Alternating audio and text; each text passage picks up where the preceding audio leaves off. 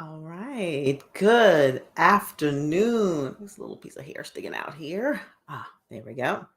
Good afternoon. Good afternoon. I'm Dr. Maisha, and I am excited to be continuing this conversation about personalities, understanding personalities. Now, last week and the week before, I started the conversation about, how um, I like to view and help people understand personalities in the context of the Myers Briggs. Hi, everyone who's joining us live in the context of Myers Briggs. And we started last conversation or last week with the conversation of introversion versus extroversion. So that podcast, I believe, was released on yesterday. So today is Tuesday at the time of if you're listening live, today is Tuesday. If you're listening on replay, today is Tuesday. So if you hadn't already listened to the last two solo episodes where I sort of overview why I like to do why I do it from this context, go and listen to the Black Mind Garden podcast. If you're listening to me live on Instagram, that link is in my bio. If you're listening to me live on any other platform, you can go to theblackmindgarden.com and you can listen and subscribe to the podcast. This is where I love talking about all of these things in addition to doing it live. So we started by talking about this concept of really understanding our children's personalities. And in order to understand our children's personalities, we also want to understand them in the context of our own personalities. And why? Because I always talk about getting into our kids' world, and a lot of times we forget that our kids have their own values, the things that are important to them, and when we understand what their needs are and how they perceive the world, how they interpret the world, how they recharge and energize, how they interact with time, how they interact with decision making, then it actually helps us to better communicate with and really have our child to move forward in a way that works for everyone, right? We're not necessarily, I see the GPS doc is here. We're not only trying to get kids to do what we want, although sometimes it feels that way. And I'm gonna be real. Like as a mom, sometimes I'd be like, can you just do what I ask you to do? Like, because I want you to do it. And then I have to remember, well, yes, there's what I want my kid to do, and then there's what he wants to do. And then, like, how do we come to a happy medium where there is what both of us are satisfied with, right? Like negotiation. I think I've talked about in prior podcasts, or maybe I did. I talked about it more on my TikTok. The benefits of negotiating with our kids sometimes.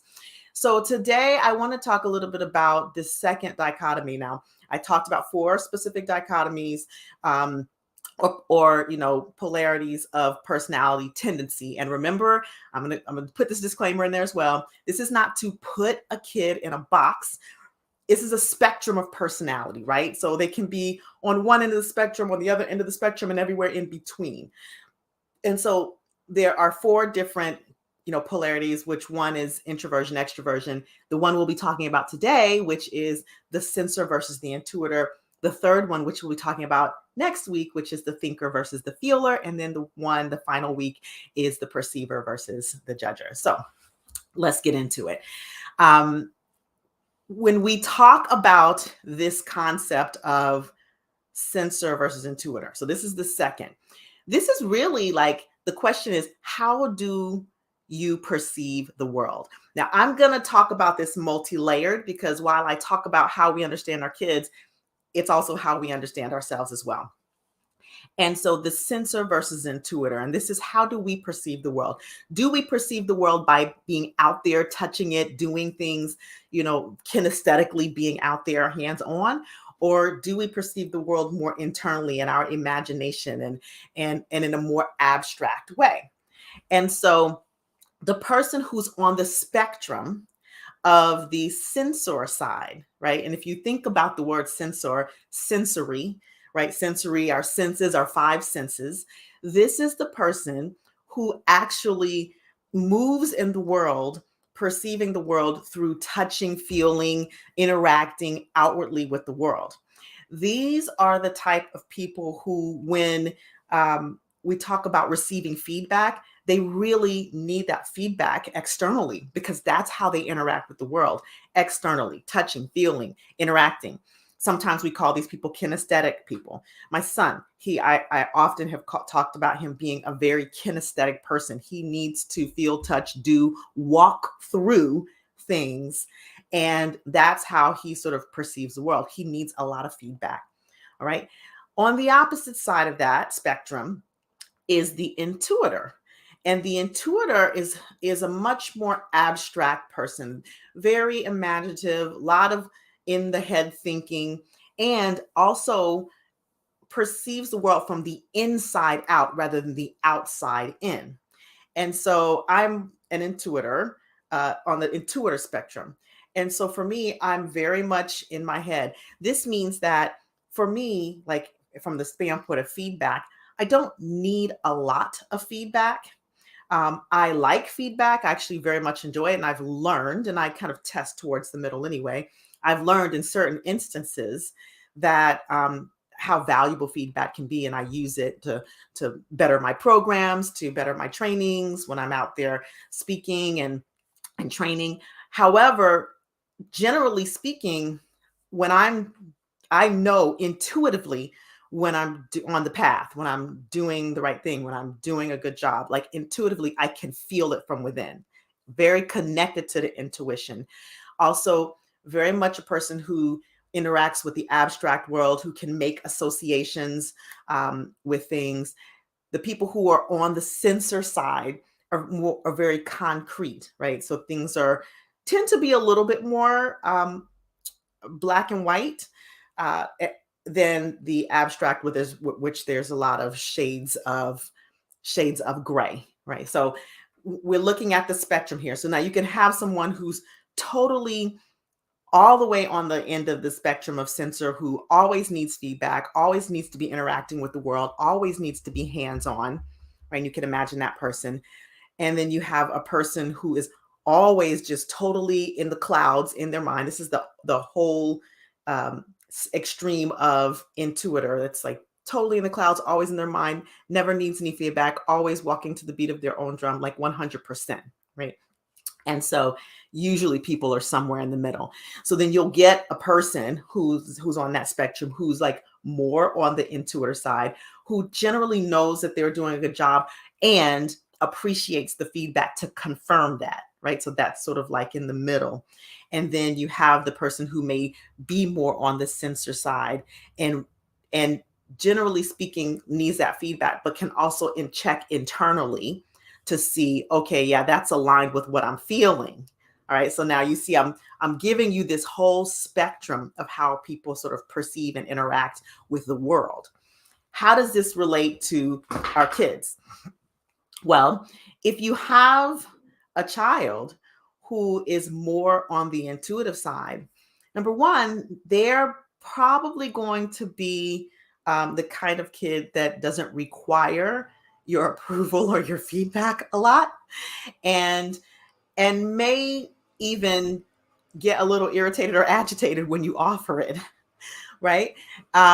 They are a person where if you give them something to do, they know when they're doing a good job of it.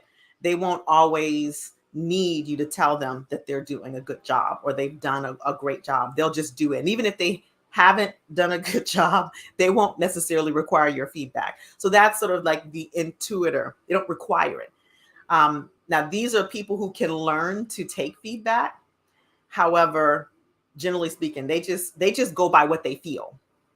They go by what they feel they've done, their intuition.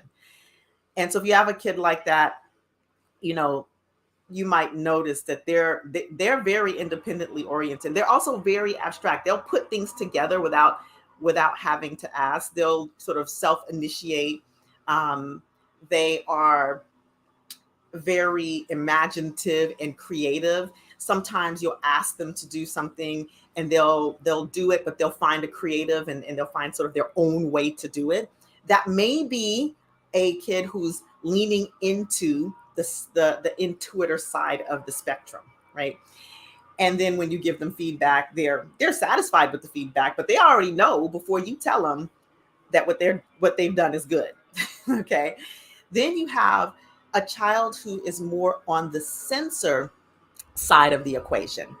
And those kids who are more on the sensor side of the equation, they will often ask, how did I do? What do you think? Right? What do you think? How did I do? Come look at this. Now, in general, kids are probably going to do that anyway, because, again, growth and development, their growth and development. And as they go through various stages, they do want that feedback. So it's not to say that that your intuitor kids won't request that feedback. It's just to say that they don't always require it as much as the sensor. The sensor is going to be more hands-on and need to walk through their concrete. You have to be very specific, what's the word that I want to say? Yeah, very specific. And I like to use the word chunked down. So you can give a very big picture instruction to a child who's on the intuitor side, and they will extrapolate from that, what they're supposed to do, and do it. And usually do it the way they'll get the job done. Let's just put it that way. They may not do it in the way that you would have imagined, but they'll get the job done. The sensor, you can if you give them a big picture instruction, they're going to need to know exactly the details of that. How do I do that exactly? What are the details of how to specifically, what are the steps that I need to take in order to complete this task? So your sensor side of the spectrum kids are probably going to need more specific instructions than the intuitor side of the spectrum kids initially. Now, of course, as kids come and they get accustomed to a particular task over and over, like a chore, then most kids are not going to need that ongoing specific instruction, because they would have learned it.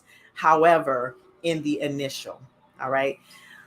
So now, what if you are a sensor parent with an intuitor child, right? A sensor parent. Now, if you ever read the book, or if you ever heard of the 5 love languages, one of the things that this author talks about, I think Gary Chapman is his name, yeah, he talks about, is the fact that a person will give love according to their own love language. All right. So because it is their own love language. So when we speak to people in our whatever our first language is, we speak our own language first. We're going to always speak our own language first. Um, when we if we're bilingual, if we are bilingual and we meet a person who speaks that other language, we might automatically translate into their language. Or if requested, or if necessary, we will translate into their language. Now, it's the same with love languages. It's useful to be bilingual with love languages. And if you consider the sensor, the intuitor, the introvert, the extrovert, calling back from the last episode, when we understand what the spectrum of personality that our child is sort of leaning toward, then we can begin to speak into that for better communication and results with our kids.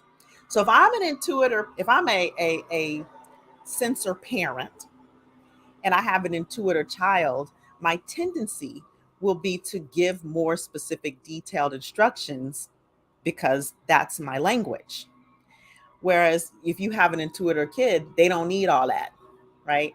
So you'll come to learn. You'll come to learn your kid as you observe and you listen and you look at how they do things. What is the spectrum that they're operating on? Are they more to the intuitor side?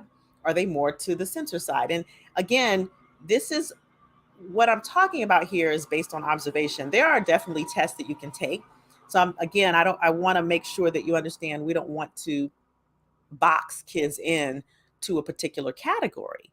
However, when you observe and you notice, you can speak into that.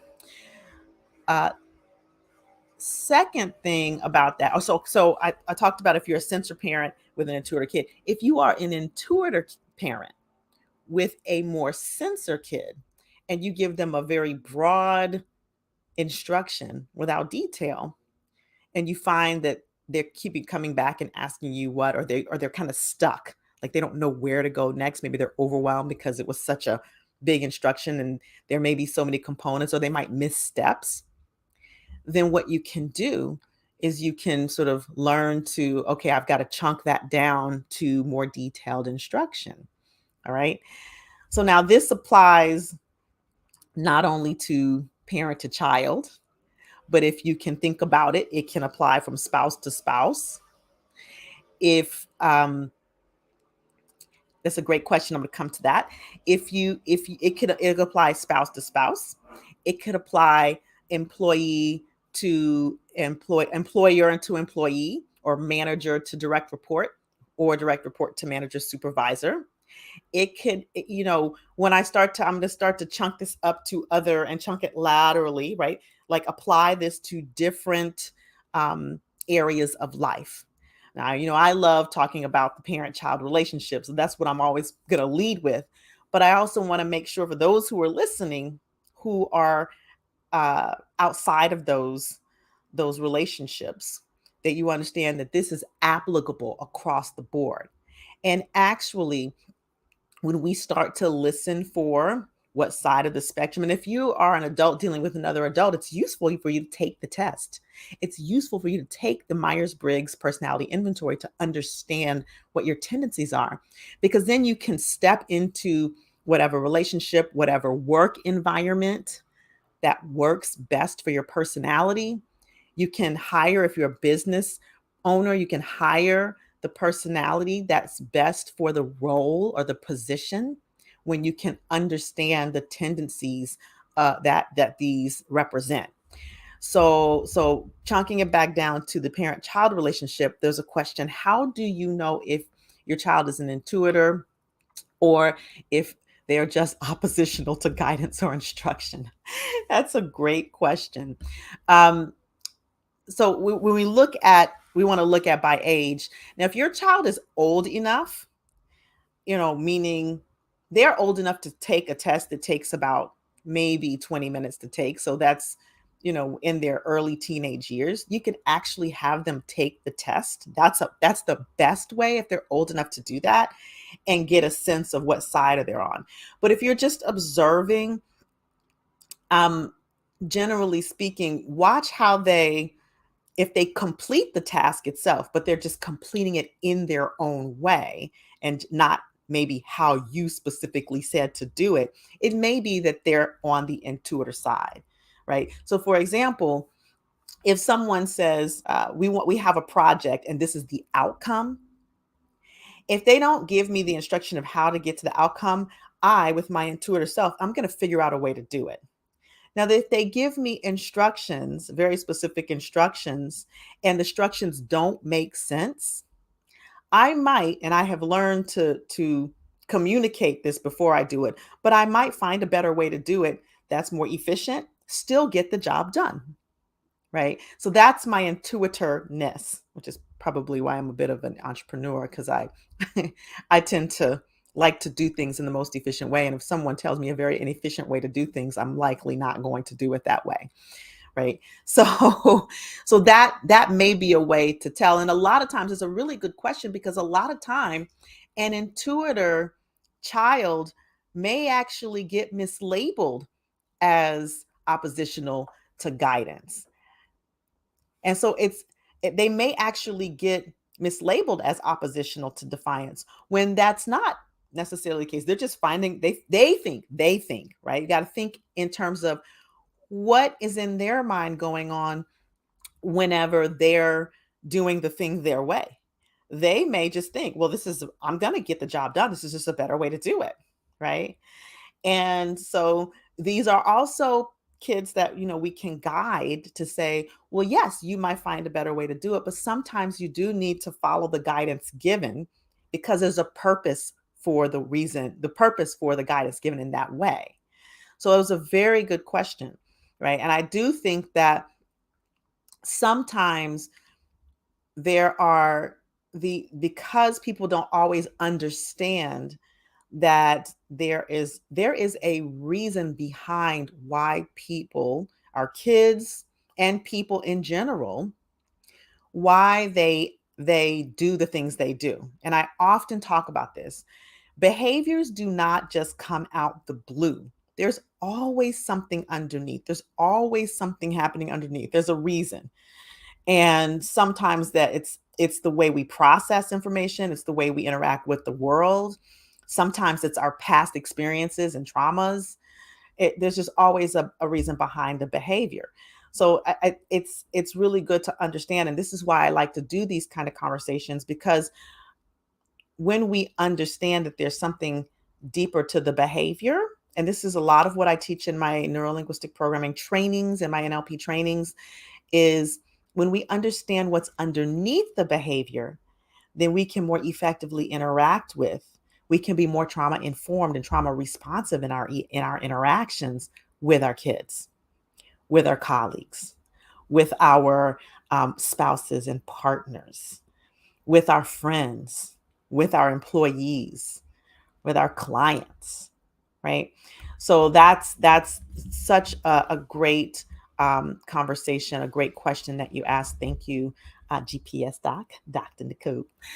And so coming back around to these these two polarities, this spectrum, no sound. Oh, okay, got it. Thank you. Let's see. Can you hear me? Can you hear me now? Is the sound back now? How's the sound now? And so, oh, okay. So it looks like we're having a little technical difficulty on one channel here. And I'm going to see if I can remedy that. Give me just a second here. Oh, audio is available now. Great, perfect. Thank you for letting me know that audio shifted that way. All right. So what I was just saying is that um, coming back to this spectrum, when we can understand where in the spectrum our children are, where in the spectrum the people that we're interacting with, it allows us to be able to interact with them in a more trauma responsive, trauma informed way. And one of the things we can just do is observe, observe, observe, observe, listen and observe. And it's an underutilized skill that we all have. And it's a skill that a lot of times we listen with our ears, but I often talk about listening with our eyes as well. So my invitation to you is, if you have a young child, then I think the best thing to do is observe their behavior. Observe, like, do they tend to be a young person who does need a little bit more feedback, or they need to hear the good jobs? They need to hear that they've done something correctly. They need to kind of check in along the way. They need like a lot of details in their instructions. Are they that kind of child? Are they the kind of child that when they are learning something new, they really are hands on? They're very much, out in the world, in a concrete, kinesthetic manner. Though that might be a child who's more on the sensor side, at least for that moment. And I think this is important, also an important point to bring as well, is that oftentimes the, we when we when we see, oh, our child is on this side of the on the introversion side, or maybe on the extroversion side, or maybe on the sensor side, or more maybe on the intuitor side, we kind of like lock it into our brain that that's the way they are. But understand that our kids are always growing and developing.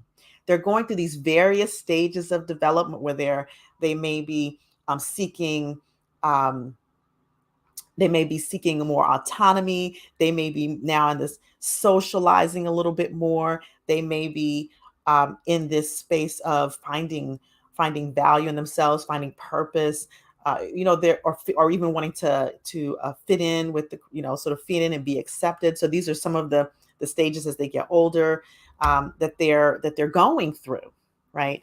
And so we have to understand that our child may start on one spectrum, and also it's important to know that we influence to an extent. we in, there's an influence because many times we are products of our environment. So we will our own natural behavior patterns will influence um, a child's tendency as well over time. And that's not to say that we should purposely influence them. It's just to say that they will be influenced over time as they are developing based on the environment that they're in, right? If they're allowed to create and allowed to, they may move from more of the sensor side to the intuitor side, or if they're an intuitor naturally, but we teach them how to chunk down, then they may be closer, what we call bilingual, or on both sides of the equation, which I think is very valuable, because I always talk about this. You always hear me talk about the value of flexibility of behavior.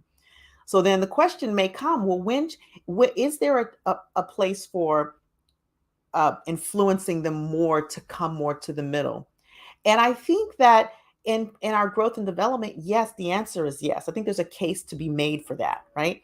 If you have, and we're going to call back last week's, if you have someone who's on the extreme of introversion or the extreme of extroversion, you're especially a child who's still in those stages of growth and development, it may be useful for a little bit of influence to come towards um, learning how to be more internal, or be a little bit more on the enjoy a little bit of the quiet time or alone time or stillness, right? Because that can be learned, even if a natural tendency is an extrovert tendency, or if you have an extreme introverted person, it may be useful to be able to um, challenge them to embrace the extroverted inside of them, to begin to learn to um, be what we call an outgoing extrovert.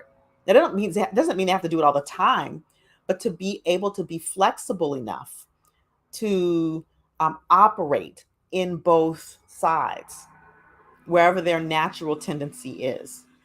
And what that does is it creates an expanded flexibility of behavior, an expanded flexibility of communication, and an expanded flexibility of decision making, and overall builds resilience.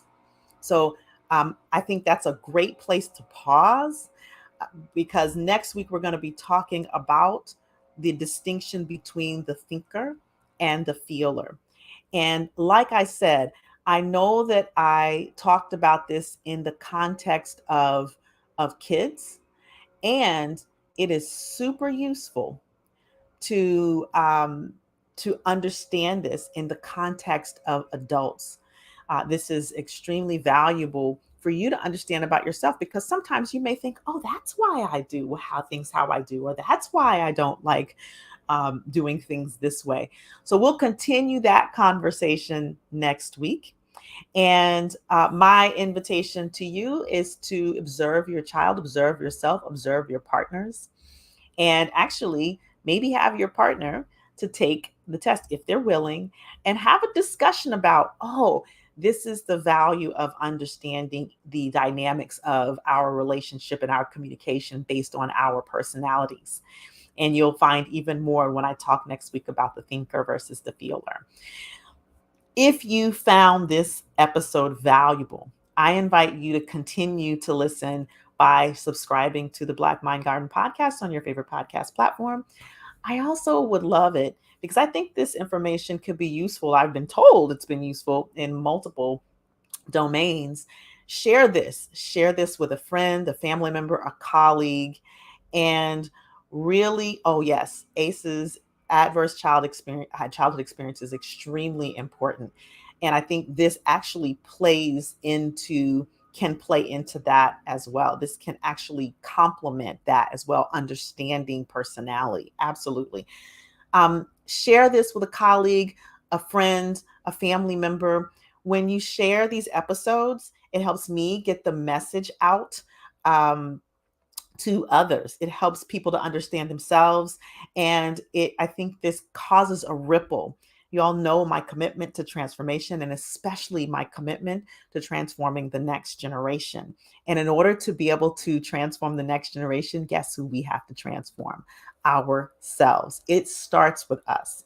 It starts with understanding ourselves. It starts with us being willing to take the journey for personal development, understanding our own brains, understanding our own traumas, understanding our own communication styles, thinking styles, world interaction styles, processing styles. And that's exactly what I teach in my trainings, my NLP training. So if you happen to be interested in learning more, like, oh, I want to learn more about this, then if you're listening to me live, you can click on any of the links, whether it's LinkedIn or whether you're on Facebook with me or whether you're on Instagram. You can go into my bio link, my bio, and click the link, and you can learn more about the training and schedule a call with me. If you are, I just came from Pittsburgh doing a training at a high school around trauma-informed communication, and I include some of these concepts. If you think that this would be valuable to your organization, to your school, to your system, then I reach out to me on whichever platform. You can also go directly to my website, which is here, mindremappingacademy.com, and reach out to me. And I'm happy to talk about coming to do a training or a talk in your neighborhood. So with that, I will see you all next week. You all have an amazing rest of the day and an amazing rest of the week. And go and leave us a review if you should so choose, and share this with someone you know. All right. Talk to you soon. Namaste.